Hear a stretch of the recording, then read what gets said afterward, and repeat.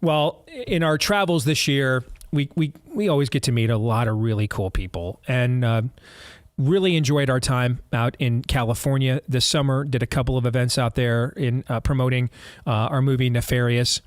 And I got to meet an actor from our neck of the woods, former University of Iowa football player, in fact, who went out to make his way in Hollywood and without losing his soul in the process. And he's in the brand new Daily Wire movie, Lady Ballers. Have you guys seen this yet? No. Okay.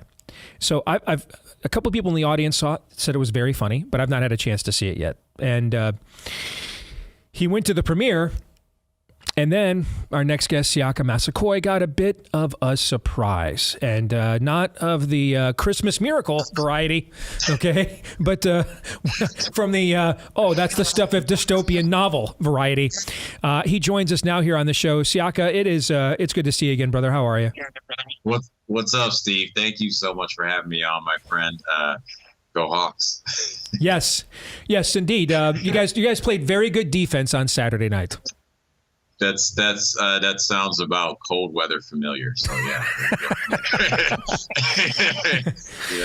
None of that flash. That's the West Coast stuff. I'm used to the flash. But yep. Sometimes I miss that couple stiffness. Yes, you do. You need a lot of flash on that offense. It's a miracle that team went 10-2. I mean, Phil Parker might be the most underpaid American in America, but that's a topic for another show and another podcast. Yeah, we could go into that all day, but thank you for having me here, man. You bet. So what happened? You went to the premiere for Lady Ballers with Daily Wire, right? And at the end, I want you to tell us about this movie because we have not had a chance to talk about it yet. But But this should be like a very joy. I know a little bit about going to the premieres of movies that you were involved in, and then after the premiere, you did think it was a great event, and you come home from that premiere, and all hell breaks loose. Now, it wasn't the feds; it was a bacterial infection. But I know a little bit about that. Got some experience with that.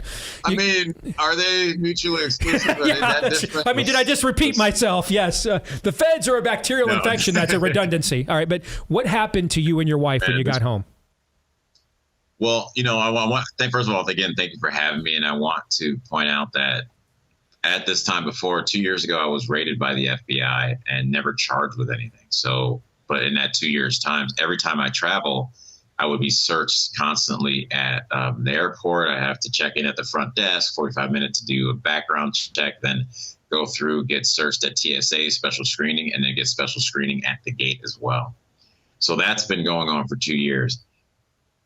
We had the premiere. It was an amazing time. I met a bunch of different people, hung out with Jeremy Boring, and you're over there with Matt Walsh, and, just all the guys that are part of this production, all the actors that are there too. It was a very awesome night. We had a great time. People having a good time.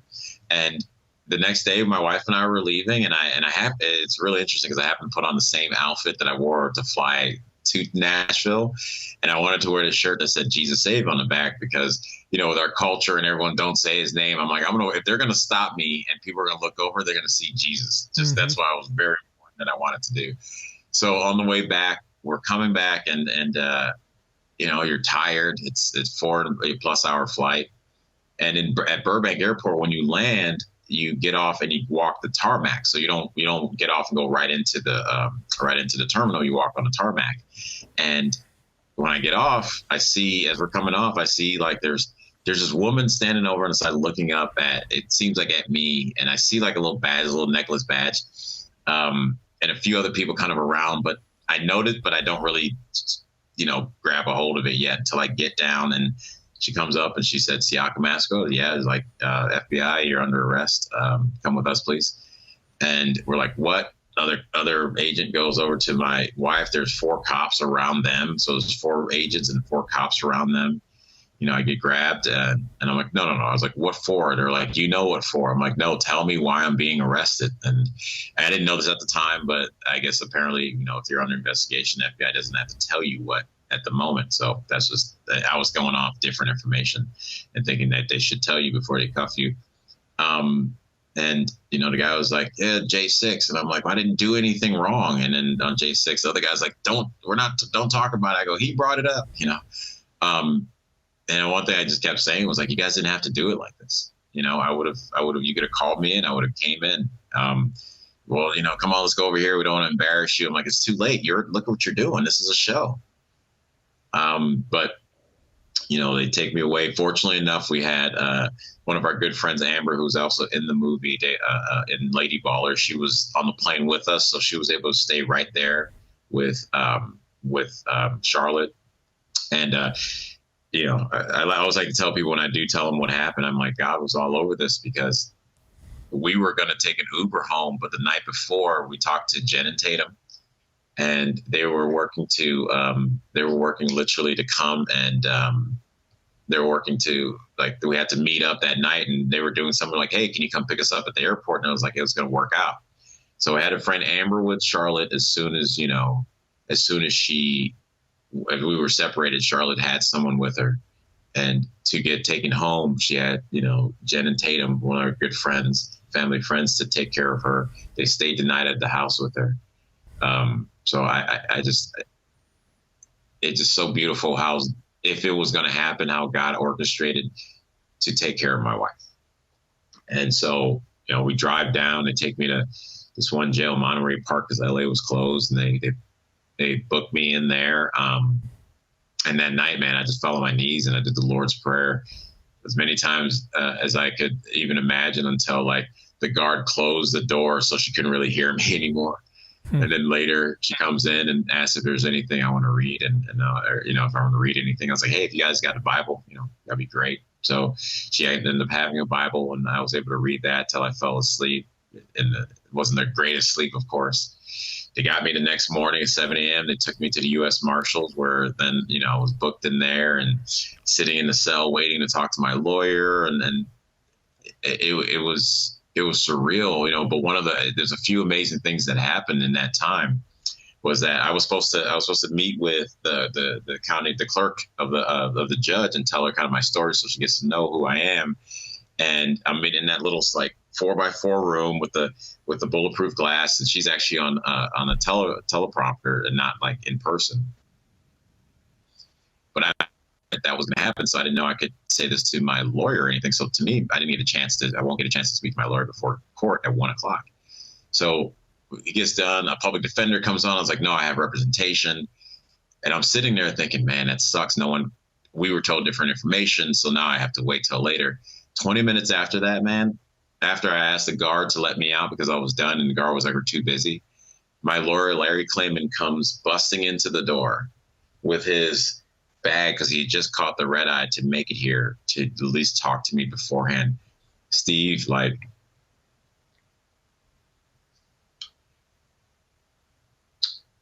my heart just opened up with joy, because I just had a moment to at least connect with someone that could help me, someone that could honestly help me, that knows me. And he leaves, and I just fall on my knees and start singing Brandon Lake's Gratitude to the top of my lungs, because, one of the things they always say, it's like, you don't just praise him, or I've always heard, you don't just praise him in a good time, you praise him in a bad. And that's all I was doing.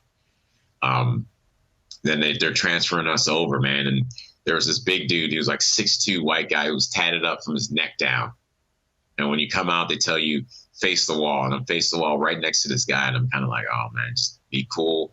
You're not here to prove nothing, and I'm the only one not in a jumpsuit. I'm in my Jesus Save shirt and have my sweatpants, and everyone else are in jumpsuits.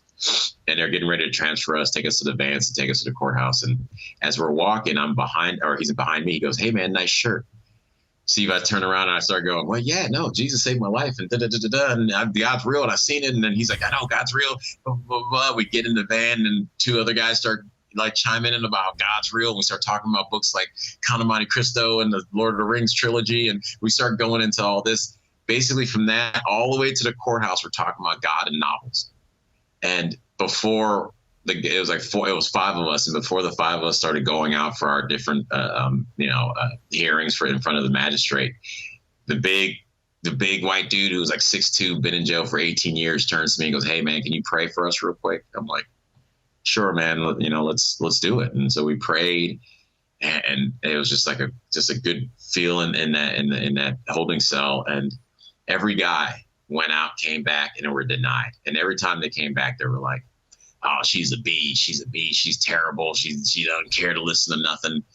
And I was like, well, in my head, I'm just kind of planning, well, stay here until I get out in my mind. And so I go out there, and along with my wife and my lawyer, there are 15 people that I know from church. There's the pastor that married us. They're all there. As I walk out, they all just stand up. Oof. And I'm like, I can't believe the amount of support for a bond hearing, I walk up, my wife, she comes around, she's stoic, ready to go, pregnant with this black dress. She's wearing my wedding ring right on her necklace, and she's holding her Bible, and she comes in and she sits down next, she stands there too. And so we just had this amount of support and love out there. And we're going through the process, and it seemed like everyone from the court side was really confused at the level of what was going on based on what the charges were. So, we had all the basics. You can't leave California without letting them know. You can't leave the country without court. I had to turn in my passport right then and there so I could go home, part of the release. We have a OR bond of $1,000. She knocked it down from $5,000, so that was showing some leniency there. And then she ordered my release. But here's some of the other crazy things when I say how God was all over this in my statement for Red State. So I'm leaving thinking it's over. I'm like, man, I just have to go through the process of getting out.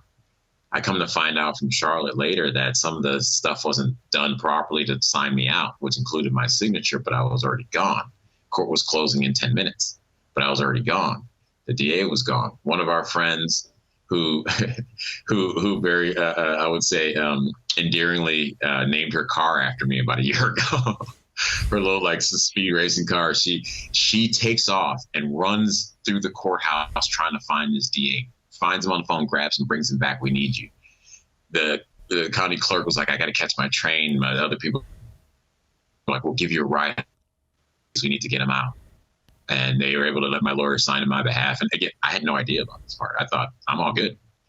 So they finally let me out. I'm walking out, and in the middle of the building, I see there's no one else. I see my wife and I see my lawyer, and I go out, we give each other love. I go outside, and then everyone else that was there shows up, and we're giving each other love in front of the sheriff or marshal's building. And it was as harrowing and as terrible as it could be for anyone, man. Like I always say, no one can tell me God isn't real. And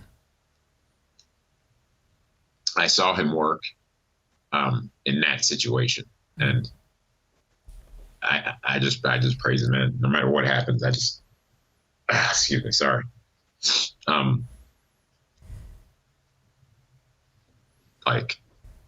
Yeah, we go to charges are ridiculous. Yeah, they shouldn't have done it that way in my estimate and a lot of other people. But what I found in that situation was just more proof of his glory,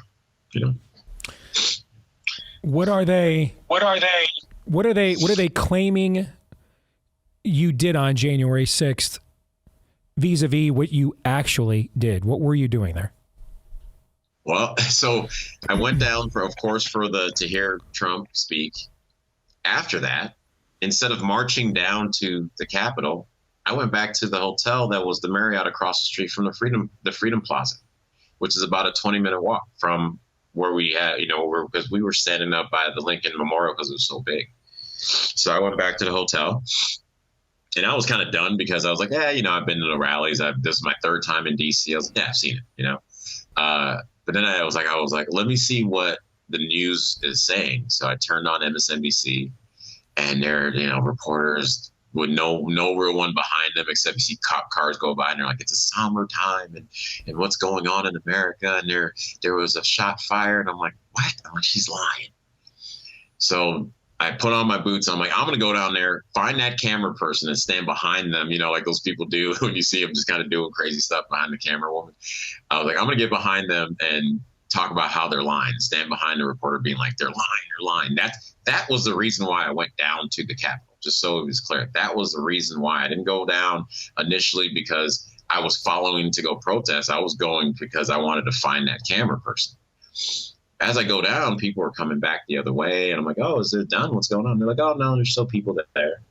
I'm walking, meandering, was taking pictures. Not a big, like, there was no energy of anything negative happened. It's from the Marriott down to the Capitol. That's about a 30-minute walk. So between me, 20 minutes going back to the room, hanging out there, and then leaving, it had to at least been 40 minutes to an hour before. And that's after everything started taking off. So by the time I got there, everything seemed to be more of like after the fact. So I'm like, whoa, I walked up the scaffold, so I started like recording around, and people were making statements, and I got all this on tape, by the way. And I'm looking at different things, and then that one infamous door that they show all the time that got busted open, that was where I happened to be. I had no idea it was that, that was that area until after the fact. And I'm recording, and people were kind of walking. I was like, hey, they're letting people in here. Some people are like, oh yeah, they're letting people in. I was like, oh, I got to see what's going on. And I'm shuffling in with everyone. I'm looking around, and we get close, and, I passed the threshold, and I'm looking. And when I passed the threshold, boom, everything just kind of stopped. Like they stopped letting us move. And so I turned to one guy and asked him, I go, man, what's going on? I was like, hey, I heard, and this is the rumors that were going around when I was walking around. I was like, I heard they got on Nancy Pelosi's desk. These guys like, oh, I don't know. I was like, oh, okay. Turn around over here. And then one guy in an all black outfit, like a riot gear, comes in. He goes, I need you guys to go back the other way. I was like, okay, you're cool. We're going to do it. We're being reasonable. Like, don't do anything crazy. I'm not trying to get beat up. Like, we're being reasonable. I'm going to tell them. And I literally turn around. I tell them, hey guys, get out. We got to go back the other way. And according to the report themselves, I was in there for 2 minutes. I'll go back around the other side where one of the windows that was broken. I think it was actually the window where the flag, somebody threw a flag or pole or something through.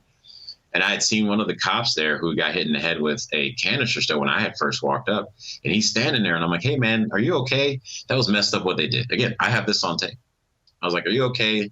This is messed up what they did to you. That wasn't cool. And I started kind of just cracking jokes because, that's kind of my nature. I started just saying something funny, right? So started cracking jokes, and then I just walked around the perimeter looking at what was going on, seeing a couple people trying to push other men in there, which that was very indicative of the Beverly Hills rallies we're having here, where some Antifa guys would dress up as Trump supporters and yell back at Antifa to get people riled up. So it was something I noted.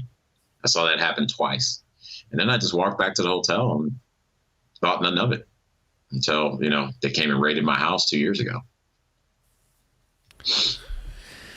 All right, I got about 6 minutes here. What's next?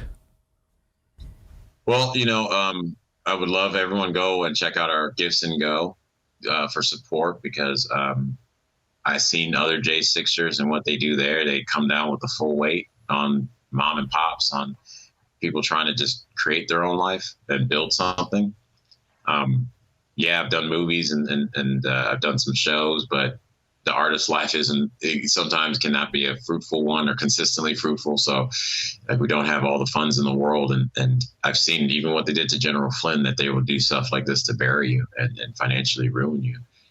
We do have a kid on the way, so we're working to make sure our funds are if God forbid I have to go away, that she could be taken care of. And at the same time, we want to get, with the little bit of platform that I have, a lot of people with J6 that did similar or charged with similar things that I am have gone, away into the night. And so we miss out on what I believe is true injustice of our system right now, to come and treat people like that over misdemeanors that can easily be proven at the same time. I didn't knowingly trespass. As soon as I was told to leave, I left. I didn't disorderly conduct. I just holding the phone, looking around, and wasn't trying to stop anything. So, people can just spread the story, being on shows like this and then spreading the story about shows like this, sharing with your friends. Because, again, what I believe is we have to slow down and take a real look. And it's not just because it happened to me. And since they raided me, I've been in contact and aware of a lot of other J6ers that have just been snatched up in the middle of the night or just been thrown in jail and then sitting there for 6 months for nothing. We as a country have to say no, and to say, I don't care if you're a Republican or Democrat, this isn't a country you want to live, that they're coming after people for misdemeanors, because it won't just be our side all the time. Mm-hmm. And it eventually would just be everyone. I've got that information, by the way, folks. I will put that up on my my socials throughout the course of the day. Let me actually call up right now. I forgot to do this, Siaka. My bad. Let me call up the last text that you sent me so that I can share that information with everybody right now here in real time. Thank you. It is, look for, if you go to Give, Send, Go, if you go to givesendgo.com, Siaka Massaquoi, the Legal Defense Fund there, Siaka, Siaka, Massaquoi,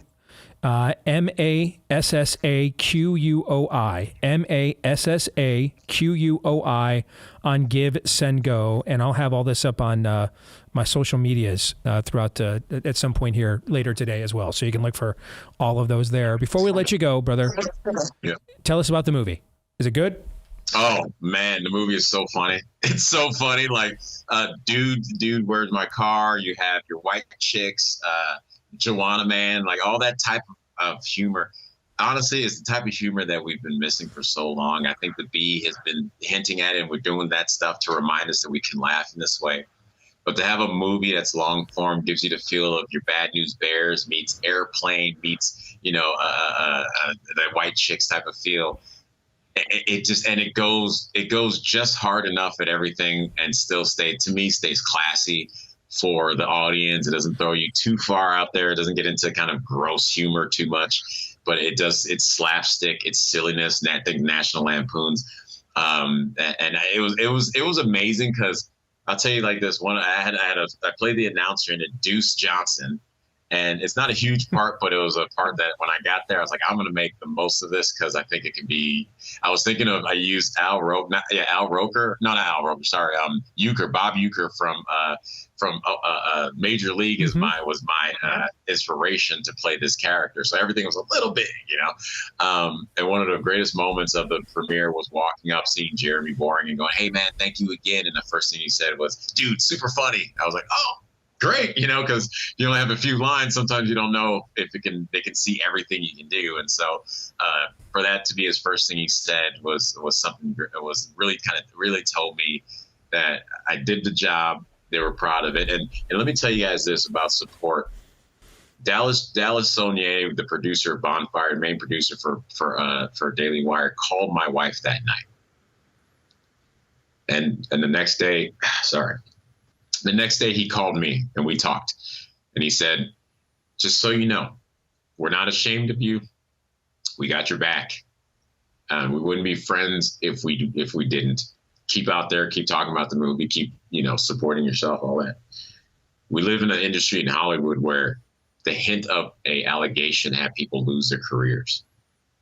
And to have a producer and have a production company stand up for you like that, like they didn't have to do it, it's a beautiful thing. So, go Lady Ballers in general. I think, yes, it's funny, but it represents that what we're doing with Hollywood for Freedom and what we need in the conservative world can't exist. It represents the opportunity to totally change it, do that process differently, bring in good people to be a part of that process and share our stories and get us back to just that American grounding, that American storytelling that we've been missing and so sorely lacking in the last few years. So yeah, go watch it, guys. Check it out and look for Deace. Good to see you, brother. And actually, we're coming out for the Rose Bowl at the end of the month. Yeah, with Michigan. Let's do it in the Rose Bowl. So maybe we'll get a chance to say hello and see you guys. All right. So I would love that. We'd love to have you over. Yeah, keep us posted. And if there's more we can do, I'll get this out to our audience on our socials later today, and keep us posted on your story. All right. Of course. Thank you, Steve. Thank you guys for having me on again. Completely appreciated. God bless you guys. You bet, man. Merry Christmas to all of you out there too. Still tell everybody I said hello. Merry Christmas. All right. Thank you. Will do. Okay. All right, guys. What do you think? That conversation with Mark Driscoll about what a man is has everything to do with what we just heard. Because as a black man in this country, if you're George Floyd, the system will burn down cities on your behalf. If you're Siaka, they'll throw you in a hole to make an example out of you. We've come a long, long, long way from Dr. Martin Luther King and content of character, because the opposite is true now. You're not allowed to be Siaka, to stand on your own 2 feet, to have an independent opinion. You just aren't allowed. There may be things that come out from January 6th and the footage that Speaker Johnson has promised to release that may paint some different pictures than maybe the prevailing narrative on the right has been. That doesn't mean, however, that what's being done here to people like Siaka is absolute evil and left unabated. He's absolutely right. It's not just going to be on the right that they target. It's going to be everyone. That's dystopian. We can't do that. More in a moment.